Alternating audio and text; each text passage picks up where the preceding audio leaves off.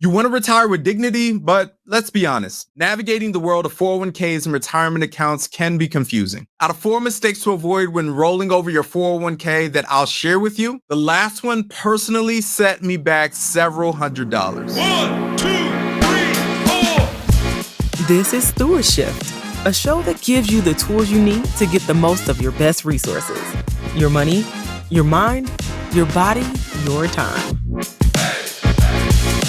All right, y'all, let's be honest. The days of working for one company for 40 years and retiring with their pension plan, those days are pretty much gone. Most companies have what's called a defined contribution plan, usually known as a 401k. Sometimes it's called a 403b. When our parents and the generations before worked for one company and had that pension plan, that's called a defined benefit plan. But this is called a defined contribution plan, where you contribute to your own 401k, sometimes with a little bit of help, instead of a company contributing or doing all of the contributions for you. Now, if you leave that company, better yet, when you leave your current company, it's best to roll over your retirement account to have better control over your money instead of leaving control in their hands or in that investment company's hands that has or houses your 401k. All right, so here are four common mistakes that I really need you to avoid when rolling over your 401k. The first mistake is choosing an indirect rollover. This is when the investment company sends you a check with the full amount that you'd like to roll over to a new retirement account, and you usually have about 60 days or so to deposit or cash that amount. Now, part of the issue with this is the time that it takes in order to get the job done. Firstly, you got to put in the request for the investment account, the old investment account, to roll this over, and then they actually have to process that, and then they snail mail that check out to you, and they're probably not in a rush to get that money out of their investment company over into the new one, which of course is a competitor. Then after they snail mail it, the new company actually has to process it, and then the funds have to be deposited into the new funds. So that can actually take a long time. And if you know anything about investing, time is currency, time is money. The more time it takes, the more time that the market isn't doing its work on your investment with your money. So that's just one major mistake that you'd like to avoid. The second mistake to avoid is cashing out your investment instead of rolling it over. When you cash it out, what happens is the company will either send you a check or wire that amount to your account. Let's just say they send you a check. As soon as you cash that check or deposit it into your personal account, you'll automatically be hit with income tax on that amount within whatever income bracket you find yourself. So let's say you find yourself in a 25% bracket or whatever the case might be, then you'll be hit with that exact amount.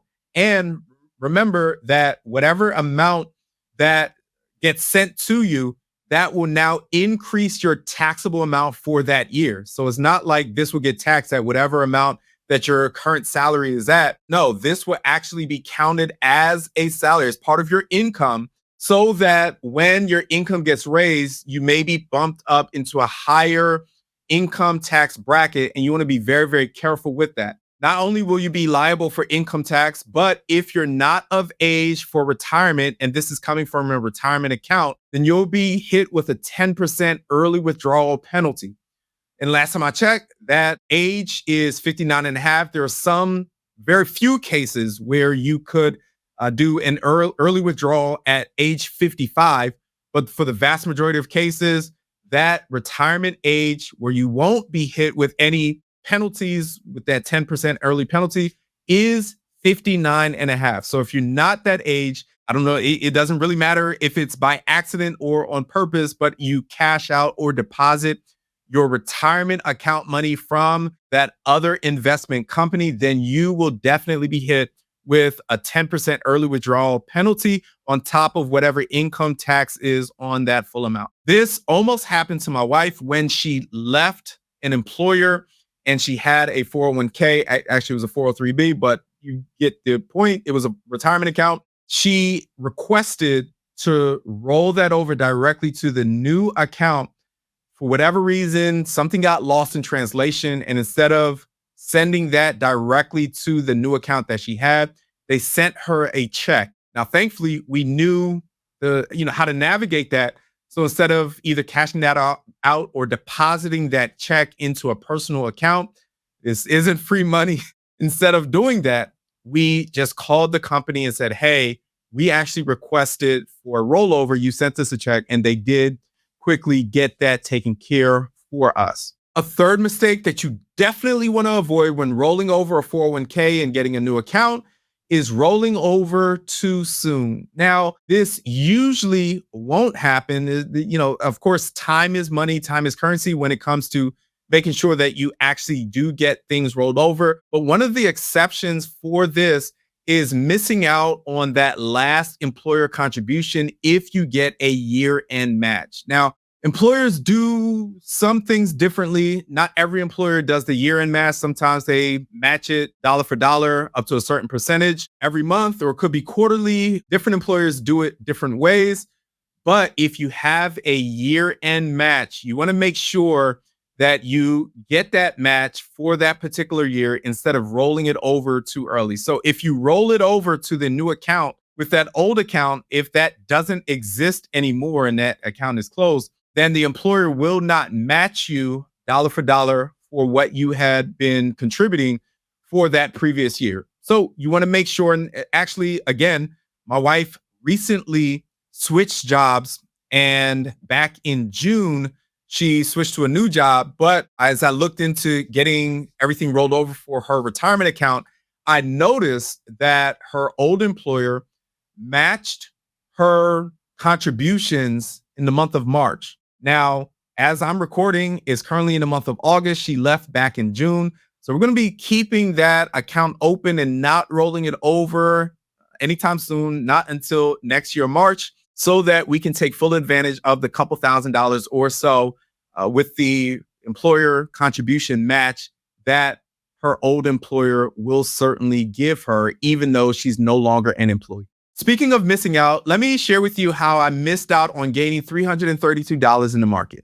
The fourth mistake to avoid when rolling over a 401k is not fully processing the transaction. When you roll over your retirement account from one investment company to the next, usually what happens is that rollover money goes into a cash settlement account. That cash settlement account is pretty much a money market account, which pretty much functions like a regular bank account. You don't get the interest that you would get like in investing in the market.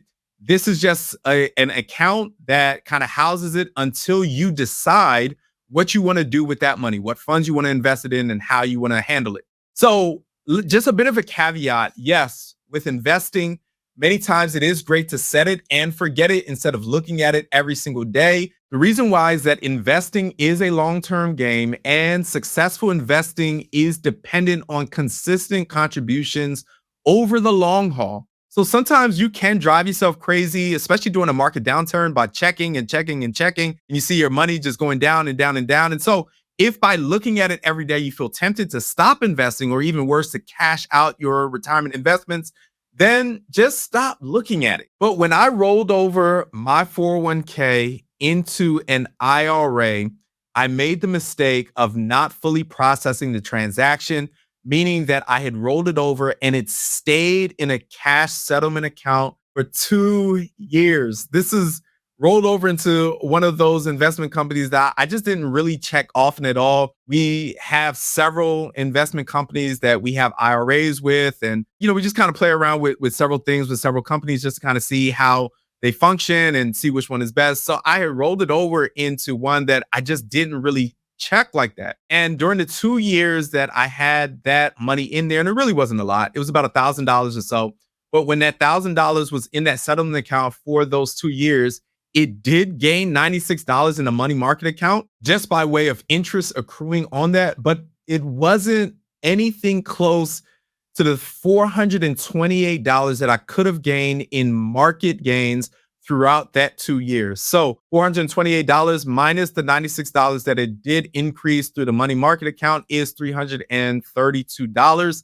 So that's what I essentially missed out on by not completing the transaction and making sure that that cash settlement account was emptied out into the funds that I really needed it to be into so that it can complete and be invested fully in the market. So those are the 4 mistakes that I really need you to avoid when rolling over a 401k, when you have an old account and you create a new account. Remember, with investing, time is money. You never want to wait to make a good financial decision when you have the opportunity to do that right now. But if you need help, especially setting your kids up with investing, then check out this other video on raising money smart kids.